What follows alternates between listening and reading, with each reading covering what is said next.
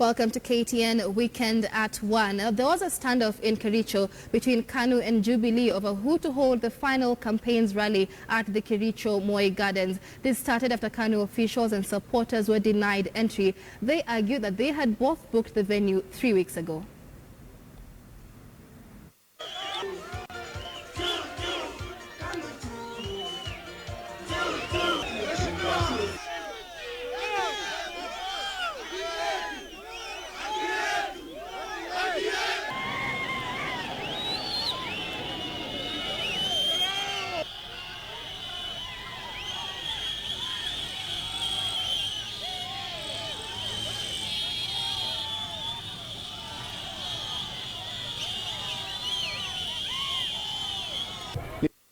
Omba kibali cha kuwa hapa kwa hii kiwanja na tukapatiwa.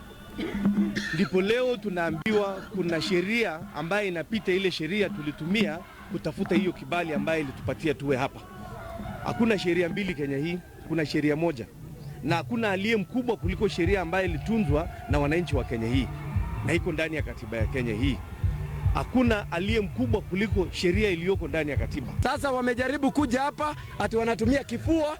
Charles Keteri yeye kwanza jana alikuwa hapa akatangaza ataki madoadoa, akashindwa. Wakatangaza ati sasa wapige watu tear gas. Mpaka sasa hivi tukiongea kuna watu wetu wako hospitalini. Tunataka kuwaeleza hivi, hamwezi lazimisha watu kwa kupiga tear gas ama kuleta bunduki ama kuwalazimisha watoke kwa rally mpaka mutoboe. Hamwezi toboa hivyo. Leo tuko tumelipia uwanja huu sisi tufanyie rally yetu. Wapatie nafasi hapa Kericho, kuna viwanja mingi sana. Nataka niwaambie ndugu yangu Charles Keteri, kwanza yeye anatakana kwa ofisi. Let's now take you through some facts relating to the county of Kericho, where voters will on Monday decide who will represent them in the Senate. We'll be taking a look at the number of registered voters per constituency in Kericho County, as well as the names of the candidates contesting for the seat. And starting with the number of voters, beginning with Aina Moi constituency there, 59,812 registered voters. Moving on to Belgood constituency, 54,195 voters. In Bureti constituency, 63,344 registered voters, the highest number of registered voters in a constituency in Kericho County. Moving on to Kipkelion East, there 41,945 registered voters. In Kipkelion West, 35,075 registered voters. And Sigowet Soin constituency registered 37,688 voters. All of these bringing to the total, the registered number of voters to 292,059 voters, all of whom will on Monday choose who will represent them in the Senate. Moving on now to who will be contesting for that senatorial seat. We have Paul Sang representing KANU. We also have Aaron Kipkirui Chariot of the Jubilee Alliance Party, followed by Wycliffe Ngeno of the Maendeleo Development Party, as well as Daniel Kipkorir Tunui of the National Vision Party, NVP. We also have David Kipkoech Mutai of the New Democrats Party, as well as Paul Kipyegon Sigei of the United Democratic Movement. So are the facts about Kericho County, and voters there will be going to the polls on Monday to decide who will be representing them, seemingly turning out to be a two-horse race between the Jubilee Alliance Party and KANU. And just a few moments ago, we've heard of a standoff with regard to a venue where rallies were supposed to be held. Both the Jubilee Alliance Party and the KANU Party are expected to hold their final major rally this afternoon. Now, there was a standoff with regard to the Moi Gardens grounds in Kericho, where both parties apparently wanted to hold their rally. The KANU party saying that it had booked the venue 3 weeks ago, and so the Jubilee Alliance Party now has to find a different place to hold that rally. We'll be speaking to our KTN crew on the ground to bring us more information on this. But let's speak about the impact of this Kericho by-election. And speaking to us now is Dismas Mukua, a political commentator. Thank you. Joining us on the weekend at 1. Now, KANU is trying to infiltrate Kericho County, which is Deputy President William Ruto's political backyard. What would be the implications should the Jubilee Party lose this by-election? Actually, there are two politicians in Kenya watching these Kericho elections with a lot of interest. One, obviously, is President Uhuru Muigai Kenyatta. In case Mr. William Samoei Ruto loses this seat, then President Kenyatta may have to reevaluate his relationship with Mr. Ruto. Because, you know, the only glue holding them together is the fact that Mr. William Ruto can deliver the Rift Valley votes. So if he loses this one, that's an indication that he's losing his grip. And the other politician looking at it carefully is Senator Moses Wetangula, who has indicated that he wants to be the court presidential candidate. And, you know, there are so many lawyers who stay in Rift Valley, and Ford Kenya is very strong in sections of Rift Valley. So if Ruto loses again this seat, then it will give him an upper hand in launching his presidential candidature. On the flip side, if Mr. William Ruto wins this particular seat, then it gives him a lot of bargaining power, and it will make his presidential ambitions for 2022 concretized. That's why he's spending hours on end. Yes, sent all his lieutenants, including Mr. Duale, Murkomen, Kidura Ithindiki, all of them to ensure that he secures this seat. So from the time Mr. Samoei was born, this is a very serious political fight. If he loses this out, he can call it a wrap. Right, so this is basically just about political power play. It's not really about the two, I mean, the six candidates, two main candidates, Aaron Cheriot and Paul Sang, but we don't hear many people talking about them. We don't even see them on the campaign trail as much. This is about the political power play. Actually, for Mr. Aaron Cheriot and Mr. Paul Sang, probably have no idea what's going on. This fight is between Mr. William Samoei Ruto, Mr. Isaac Ruto, and Mr. Gideon Moi. The rest of the guys have no idea. And one imagines that the deputy president is actually regretting the day he nominated Mr. Keter to the cabinet. By nominating Mr. Keter to the cabinet, it's now exposing a very weak point within his political machinery, which is why Mr. Gideon Moi and Mr. Isaac Ruto are dancing all the way. And I'm sure on Monday evening, as soon as they announce who is the winner, if Mr. Paul Sang wins, then that will be a political tsunami in Rift Valley, and code operatives will be dancing all the way to the bank. All right, now, earlier on in our bulletins, we ran clips of what the residents of Kericho are expecting from the senators themselves, saying that they want jobs, they want utilities being put in place. Of these six candidates contesting for this seat, do you think they have the capacity to deliver what the citizens want, the residents there? Well, it's very clear from the debate we saw last night, not so presidential, the senatorial debate we saw last night, that none of those candidates understand what they're supposed to be doing at the Senate. So for the voters in Kericho to expect anything fundamentally different, that will be a tall order for them. Whoever gets elected is going to be status quo. In any event, it's only going to be 1.5 years, and it's unlikely that a senator will do any meaningful.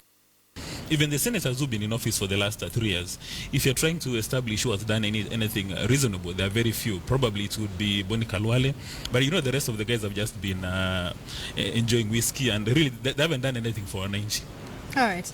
Now, the voting, of course, I mean, the by-election will be taking place on Monday. This Monday, voters will be going to the polls. But the Malindi also having the same by-election, and we've also seen Deputy President William Ruto down in Malindi, also campaigning, last-minute campaigns. Should CORD lose the by-election in Malindi, what will be the repercussions in that? Well, if CORD loses the by-election in Malindi, again, it will not be CORD losing. It will actually be Mr. Raila Odinga losing. And if Raila Odinga loses that one, then his position as the leader of CORD will become very shaky, because he'll be told this is supposed to be an ODM stronghold and you're not able to deliver it. So when CORD meet amongst themselves between Mr. Raila Odinga, Kalonzo and Wetangula, who's going to become a presidential candidate, Mr. Kalonzo and Wetangula will have a very strong bargaining chip. They'll tell him, you are unable to deliver ODM in Malindi, meaning that we are losing grip of the country. And, you know, they would easily spin it and say that, you know, there is now voter fatigue. People are getting tired about Raila Odinga every single day. And maybe you need to give us a chance, Mr. Wetangula or Kalonzo. So that's even the reason why Raila has spent a lot of time in Malindi, compared to Mr. Kalonzo and Mr. Wetangula. So for him, he knows it's a do and die. And you know, for the communication specialist and the propaganda persons in both camps, if Raila Odinga loses Malindi, oh my God, it will just be crazy. They'll say now this is the last nail and now it's time for Mr. Raila Odinga to go home. But again, of course, if he retains the seat, then he can say that he's got a good system. And you know, be that as it may, Mr. Kingi and Joe really seem to have done a lot of work. They've expended all their political capital. And actually, the by-election in Malindi will be more dangerous if CORD loses it, because it means Mr. Joe is weak and Amason is weak, and you'd see the resurgence of Mr. Mungaro, because Mr. Mungaro has indicated he wants to be the governor. And if they're able to win this parliamentary seat, he can look at Mr. William Ruto and the president in the air and say, I'm the one who delivered this seat, because you know he's a rebel ODM MP. All right, we're speaking to Dismas Mokua, political commentator, on the impact of the senatorial by-election in Kericho and Malindi. But let's now cross over to Malindi, where our reporter Nick Wambua is on standby to tell us more about the last-minute campaigns. At the Malindi Cleopatra grounds, whereby a lot of activities. You can see behind me already some people are setting up. That is one of the candidates of the Malindi by-election, that is in the parliamentary seat, which was lost after Dan Kazungu was appointed to the Ministry of Mining, and a list of 6 aspirants. So far they were 8, but 2 pulled out. That was Peter Ponda and Field Pombe, who decided to quit the race and leave it for the other 6 candidates. And as you can see, it is very hot here, and we're expecting a lot of voters or supporters on this ground, or for various parties, whereby they are going to be garnering support for the aspirants in preparation for the Monday's by-election, or the voting day, which is on Monday. And a lot of activity, Michelle, has been going on since we got here yesterday. And as you can see, there are plans by CORD party, by the TNA, some other Ford Kenya party. A lot of aspirants are really gunning up support today, it being one of the last days of the campaigns as they prepare for the elections that is on Monday. And the residents here have many expectations, Michelle. We're expecting, they're saying that development has derailed in this county or in this particular constituency, whereby the past leaders have not been considering the developments in this county, and they say that a lot needs to be done by the leaders who need to come into this seat, and that will be determined by the elections, by the by-election that will be on Monday, whereby they are going to be choosing who is going to make a change in this constituency. They are complaining of so many things, a lot of activity, so many things that have been happening in the county, and they really need a change. We have seen some of the aspirants led by the Deputy Secretary General, that is the ODM Hassan Joho, and the Mombasa governor, who has been around here with Jacob Medio, who are gathering up support for their candidate here. We have got 2 candidates that have been claims of to being the race here, a 2-horse race, that is between William Tego, that is for the ODM seat, and Philip Charo of the Jubilee Party. And they're saying that some of the aspirants are they are stepping down on these claims, saying that it is not a 2 race, rather they are ready, all of them, the 6 of them, in this race, and it cannot be a 2-horse race, but they're saying that they are ready to face each other in this by-election. They are ready, each of them gaining up support. We have talked to some of the aspirants, and they're saying that some of these big parties, that is the Jubilee and the ODM, are using money. Those are some of the unsubstantiated claims that we have, that they're using money to who their voters. They have made claims that yesterday some of the Jubilee Party leaders who are here campaigning, they were dishing out money to the voters. Those are unsubstantiated claims. Let me make that clear, that those are not our claims, but they are claims from the residents here. Say that there have been a lot of irregularities already, and they need the IEBC to come over and see what is happening. So today, the activities of today, we have got the ODM party, which is going around the Malindi town. They are going all the way to Baharini, and then they are going to make rounds as they come to this field, whereby they are expected to have their last party, sorry, not party, but rally. And already, as you can see, there's another rally that is going on, whereby there's been a little bit of confusion, but we're expecting that we are seeing security around, and we're expecting that everything is going to be clear. There's not going to be any kind of clashes here. We're expecting that ODM is going to be arriving at around 3. We're also having the PC, of course, that is Nelson Marwa, who is going to be addressing the media shortly. Maybe we are hoping that it is about the security matter in this county. Back to you, Michelle. Thank you very much. That is our reporter Nick Wambua, who is in Malindi, just giving us the situation, telling us what the situation is on the ground. Last-minute campaigns taking place there, and this being the last leg of campaigns ahead of that by-election on Monday. Political parties are putting their best foot forward to convince residents of Malindi to vote for them. And last night, the Jubilee Alliance Party held a heated political rally. Let's now listen in to what some of the leaders had to say.